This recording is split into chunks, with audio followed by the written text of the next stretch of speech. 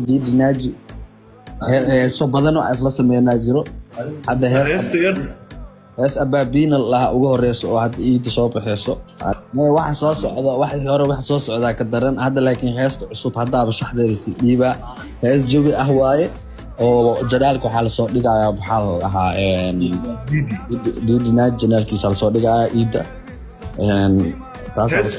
clipka soo duubtay niyo sharma horta saa waxa soo baysa mataqaan walaalka mid kale ani dhiidi ah soo socono mid kale to ani dhiidi ah jirto ani dhiidi horta ayaamaan dhagaa isku laabona ma garatay war soo wada ayaga dhan saaxiib isla soo wadnaa aniga iyo raxma xasan mida isla soo wadnaa dhiidi waxyaabo badan soo socon taa miisaanka culus ee raxma taas ma wax laga dhahdid dhinaca jaceelka raxma xasan yani tan مثلا هل ما قادر بتاع والي